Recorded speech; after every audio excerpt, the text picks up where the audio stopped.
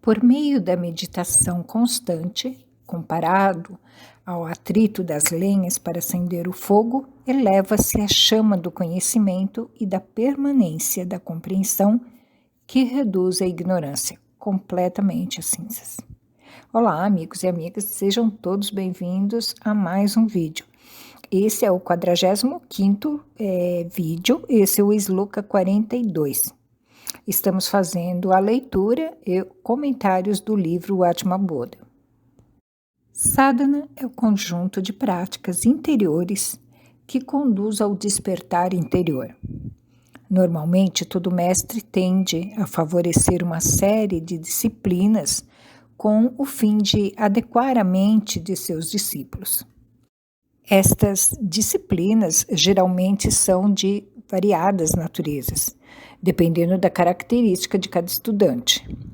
Elas possuem a tendência de melhorar os aspectos mentais ou físicos, com as quais se assume que o discípulo se prepara para estabelecer um maior controle de si mesmo. Finalmente, o que se adquire é um tipo especial de compreensão que tem a ver com uma busca interior. Quando nos encontramos com a profundidade da compreensão, qualquer que seja esta, notamos que ela sempre perdura por si mesma. É uma força que vive em nós de maneira livre. As compreensões apenas se modificam por outras, mas jamais morrem por elas próprias. Surge semelhante a um balão inflado que se encontra dentro da água e vai diretamente buscando a superfície, jamais afunda. Assim é a natureza da compreensão. Lhe leva sempre a ressurgir em um saber.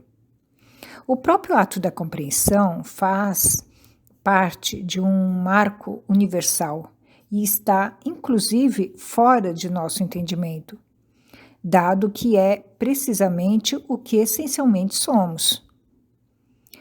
As compreensões são o nosso caminho, pois nos devemos a elas. Somos o que compreendemos. Diferentemente, é o conhecimento simples e direto que valoriza e reconhece um e o outro objeto. Este simples conhecer é informação, que se torna um papel ou se arquiva de alguma maneira para se poder posteriormente ser retomada, transformada ou manipulada. Assim, nossa cultura ocidental está formatada em armazenar conceitos, ideias e explicações dessas ideias, mas não é hábil em mostrar compreensões sólidas que definam interiormente o ser humano. As compreensões às quais fazemos referência geralmente ocorrem raramente na vida. São saberes fundamentais que servem de eixo à nossa conduta e às ações cotidianas. São expressões que induzem tal imensidão de surpresas que a mente se regula diante sua presença. É a expressão de uma força que elimina a dúvida, ou, falando com mais propriedade, permite sustentar-se na ausência da dúvida. O simples ato de entender que estamos vivos toma forma em nós como algo que sabemos, mas não é uma compreensão viva do tamanho e textura da que referenciamos. Quando nós topamos com uma compreensão imensa do timbre que quero mostrar, ela nos alimenta sempre. Não necessitamos protegê-la, pois esta compreensão já nos pertence para sempre e sobre ela própria nós nos construímos internamente. Existem compreensões que, por sua força, por seu brilho ou seu fulgor, são capazes de transformar-nos totalmente. Mas o que é que se transforma? Justamente a incapacidade mental que nos leva todo o tempo a duvidar, a permanecer-nos inquietos, a sentir sem razão, a pensar com temor. Essas compreensões fundamentais às quais nos referimos eliminam de uma vez a dúvida, porque o mundo onde elas se firmam é uma inteira e total certeza. Não há nada mais maravilhoso que uma intensa e forte compreensão. Compreender é ser livre. Uma compreensão firme é o mais belo presente que podemos obter, pois se parece a uma bússola que sempre nos indica o norte em nossa vida. Dentro da família das compreensões, dentro da profundidade das certezas, há uma série de ideias excepcionais que, infelizmente, cotidianamente encontramos poucas ou nenhuma delas. Nós referimos às compreensões metafísicas, aquelas que são o eixo central da realidade mental que estabelecemos e que nos situam claramente a respeito de quem somos e o que é o mundo. Pensar que somos Deus em essência, como simples conhecimento adquirido via intelecto, é muito pobre. Basta qualquer vendaval psicológico para que sejamos lançados para a inquietude. Basta a menor dor física para nos perdermos no desespero. Compreensões profundas são aquelas que se sustentam tal como faz uma boia no tormento do mar. Dentro das compreensões metafísicas, há uma que um dia, cedo ou tarde, encontrará e que cujo entendimento profundo lhe outorgará a tão desejada paz que agora não possui entendimento. Esta compreensão se enuncia como tudo é Brahman, o universo é Maya. Afirmação que pode ser assimilada como simples conhecimento por qualquer pessoa que a leia, pode também, no entanto, tomar forma e força de compreensão de certeza e transformar realmente sua vida.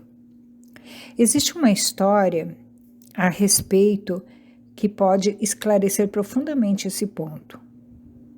Nisargadatta, o último Jivamutta, publicamente conhecido, após grandes esforços, foi convencido por um amigo a ir visitar a quem posteriormente seria o seu mestre.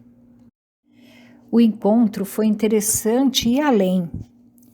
Nisargadatta comentaria a respeito que o mestre lhe observou e lhe disse: "Tu é Brahman, entenda e atue em consequência." Aprofundando-se no escutado, Nisargadatta, durante 3 anos, reflexionou a profundidade do ensinamento aparentemente simples que havia recebido. Passado esse tempo, alcançou finalmente a capacidade de compreender a fundo o assunto e a vivenciar a profundidade do ensinamento com o qual alcançou o estado superior de realização. A força de uma compreensão imensa, a força de uma compreensão altamente metafísica imprime um sentido de certeza a partir da própria compreensão, que é praticamente impossível duvidar a respeito de nada. Então, aparece a liberdade. Para isso, o estudante deve ser sequestrado, arrebatado, transformado pela compreensão que contém o ensinamento.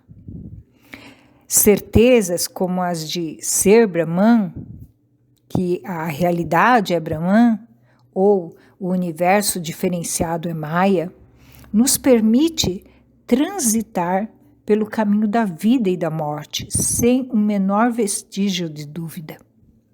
Nos permite transitar pelo caminho da dor mais atroz com a certeza de que tudo é ilusão. Nos permite detectar a certeza da própria eternidade para comprovar de primeira mão o que realmente somos. O infinito sem diferenciação alguma.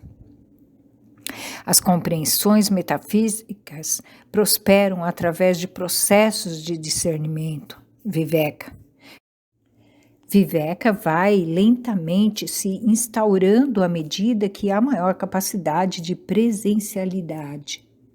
No fim, tudo se resume em geral, presencialidade, em interagir contínua e exclusivamente diante do aqui e agora, sem que a mente crie outros horizontes. Cada vez mais a mente busca fugir ao passado e ao futuro sem necessidade. Deve-se trazê-la amorosamente ao momento presente, ao que está sucedendo: comer, trabalhar, jogar, descansar, a atividade presencial que está ocorrendo.